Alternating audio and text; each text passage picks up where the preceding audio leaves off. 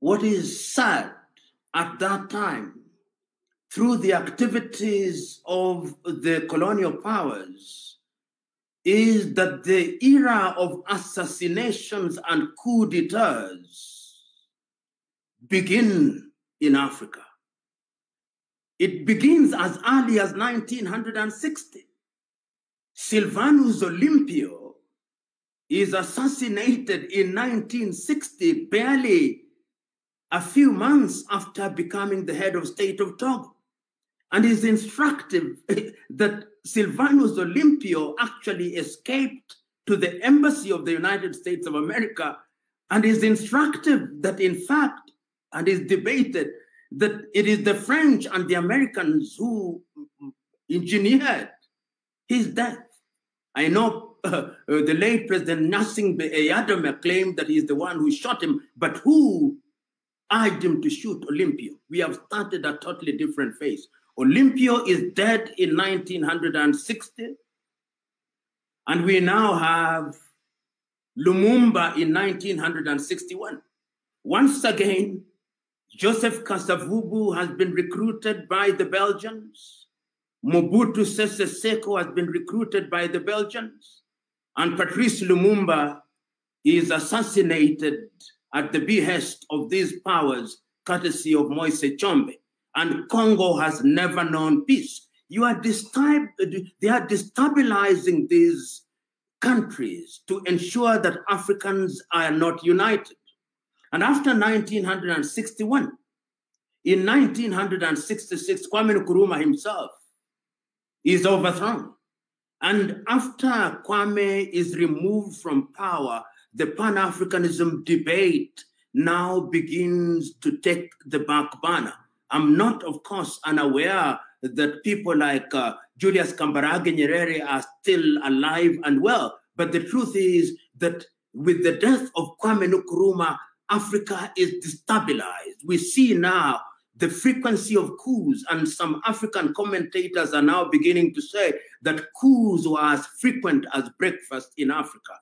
Because immediately after Kwame is overthrown, in neighborhood in Nigeria, we see the departure of Nnamdi Azikiwe and Abubakar Tafawa Balewa. And after that, a series of coups in that part of the world. In Algeria, Ahmed Ben Bella is also overthrown. In Mali, Modibo Keita is also overthrown. In Guinea-Bissau, of course, not in the 60s, but later in the 70s, in Guinea-Bissau, Amilcar Cabral is also overthrown. And you can begin to see that the only people who are spared the coup d'etats are the recruits. Recruits such as Félix Houphouët-Boigny of Côte d'Ivoire. Recruits such as Daouda Kairaba Jawara of Guinea. And others who are wishy-washy. People like Leopold Sédar Senghor, although he leads the Negritude movement, but is as much a Francophile as he pretends to be an African. So that there is a sense in which when you go into the entire Sahelian region, whether you are in Mauritania, we see a coup d'etat and the emergence of Mokhtar Ould-Daddah, and you go down there and you see the departure of people like David Dacko in Central Africa and the emergence of Jean Bedel Bokassa, and you go into different countries, you see changes have taken place, and all these are designed to undermine Africa. Meanwhile, the question that then arises is that Africa is divided into this new world. You will remember I talked about the bipolar world, the United States of America and the Soviet Union. They themselves are engaged in recruitment. And I think this is very critical so that we are better able to appreciate why the Pan-African movement is now undermined. We now have those who are aligned to the East and those who are aligned to the West, and Africa becomes a theater of conflict.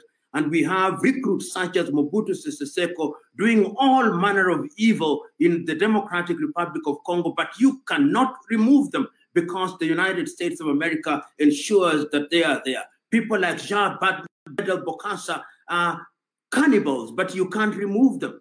And even in the North, and sometimes I hear this debate whether our Arab friends are also candidates for Pan-Africanism. Permit me to remind my audience and you, kith and kin and brethren, that in the early days of the struggle, beyond being a Pan-Arabist, Gamal Abdel Nasser of Egypt was a great Pan-Africanist. Ahmed Ben Bella of Algeria was a great Pan-Africanist. Habib Bourguiba of Tunisia was equally a great Pan-Africanist. And it is instructive that much later in the year 2000, the real successor in terms of enthusiasm and passion for Africa was to be Muammar al-Gaddafi of Libya in 2002, when he signed the agreement for the formation of the AU in Sirte and ultimately its adoption in Johannesburg in South Africa. In a nutshell, what one is saying and why this history is important, it helps us to understand why the enterprise was torpedoed by the machinations of the Western powers who do not want to see Africa united.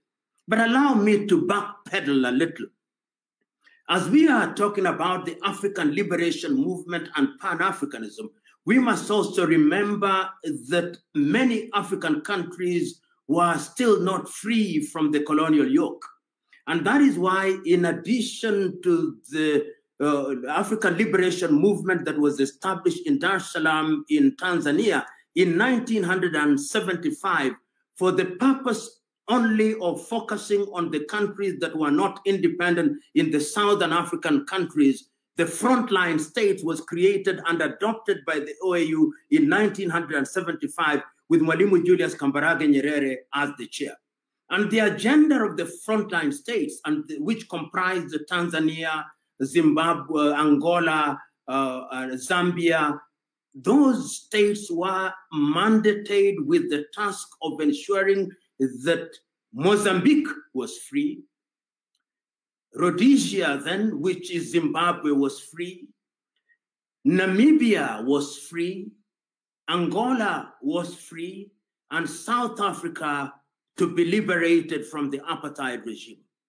And it is critical to appreciate that it is the Pan-Africanist spirit that informed the formation of the frontline state. The apartheid regime was raiding these countries every so often. We remember at one time an armored column nearly reached Angola, Luanda in Angola. But ultimately, through the efforts of the frontline state, which was chaired, as I've said, by Mwalimu Julius Kambarage Nyerere between 1975 and 1985, when Kenneth David Kaunda of Zambia now took over. These were sacrificial. And they were designed to ensure that once we are all free, we can now unite and begin to look at the agenda of Pan-Africanism in the manner that was conceived in the 1960s, and if you go a little further, even in the 1900s. What then happened with the frontline state? Because I think this is very critical, because a lot of energy was being consumed by the countries which were still under the colonial yoke. In Angola, we see that even as we have parties that are fighting, there are some parties which are not Pan-Africanist. FNLA of Holden Roberto, UNITA of Jonas Malheiro Savimbi, and of course, we have Agostino Neto's MPLA. It succeeds because it is supported and it is assumed that Neto is going to join in the Pan-African agenda. Equally, when the Pan-Africanists are supporting ZANU-PF at that time, or the ZANU-PF and ZAPU at that time, it is assumed that after Robert Mugabe and Joshua Nkomo regain power from the Smith administration, they will strengthen the African movement. And equally, when we see in Mozambique, after the death of Eduardo Mondlane and the emergence of Samora Moises Machel, we are convinced that these are people who are going to be the engines of the struggle for independence. And of course, we also know that at that time, Sam Nujoma in Namibia is also ensuring that we are moving in that direction. So that in 1994, when Nelson Mandela becomes the president of South Africa and the apartheid regime has been decimated, we now know that indeed the Pan-Africanist movement, and when Mandela attends the Organization of African meeting in June in Tunis, Tunisia, and sits, Africa celebrates. It celebrates because there are now 53 independent African countries. No African country is under the colonial yoke.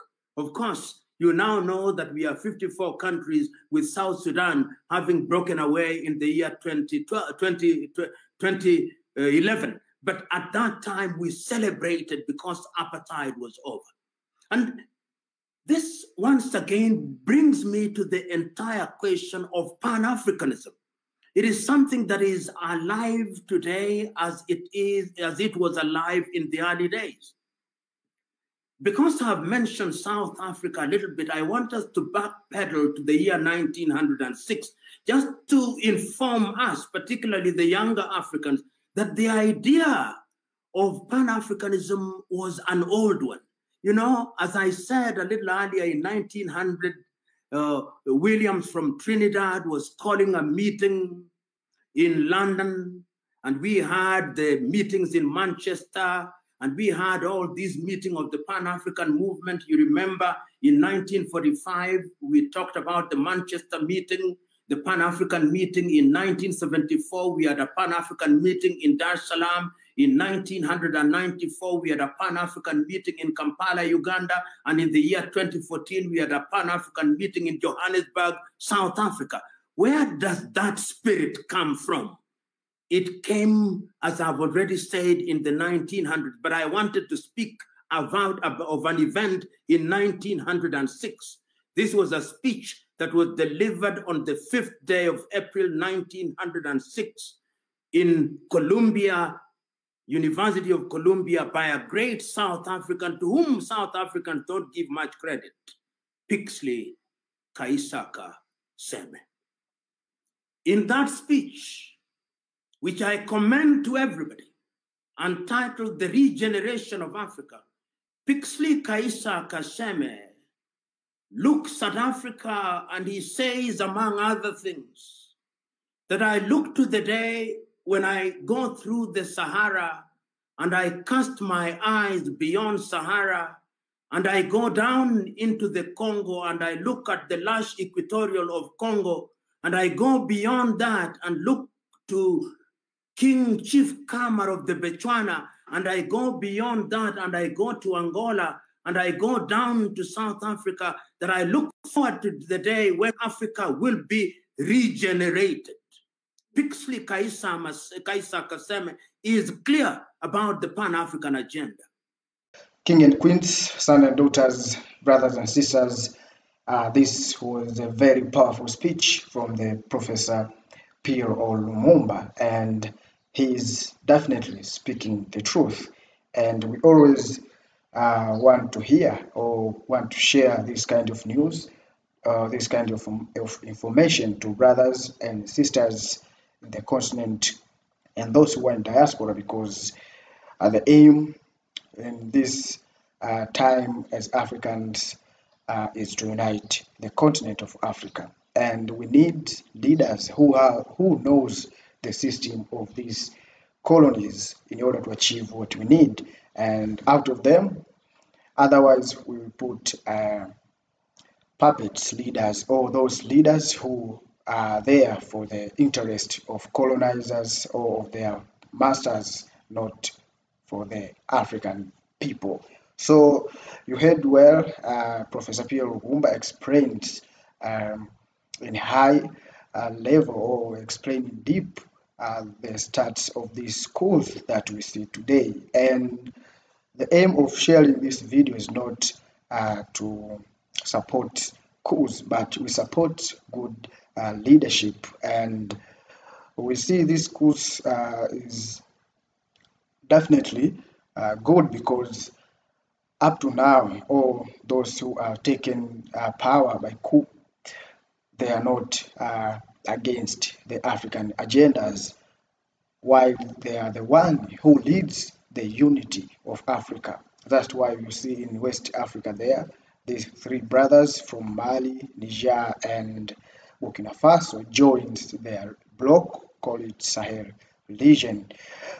So you see how good it is to have leaders, or to have this kind of leaders who knows the interest of Africans and knows the real system of colonizers. So, and now listen to this, we see our brother from Senegal, Bosiro Faye, who now also he is a Pan-Africanist, and we see in recent days he said all French companies in Senegal must pay taxes. So you can see this means, and in the other side, this means that there's no more exploitation of resources from Senegal to French. That's why they say French now must pay taxes in Senegal government.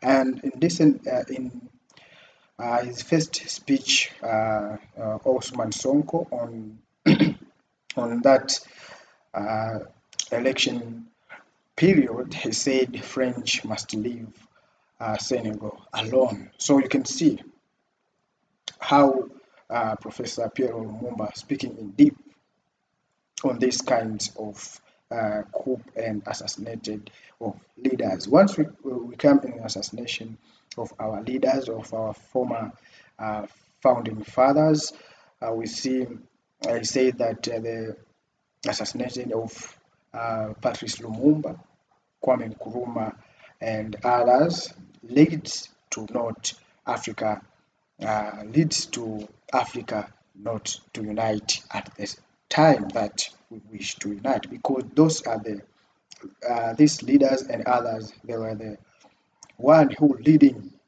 in the road to unite as Africans. So those former colonies also, they take those who leads this kind of agendas. So now the time for Africans to select the leaders who we know that they will lead us to unite the continent of Africa. We say this because those who are in power are the more powerful to lead this Africa we want to achieve. We are normal citizens. We can see, oh, we have some of we normal citizens. We have an ideas, but we have not, we have not have power. So yes, that's why till now we are waiting for the leaders who knows the real pain of African people. So in just literal, I see this is what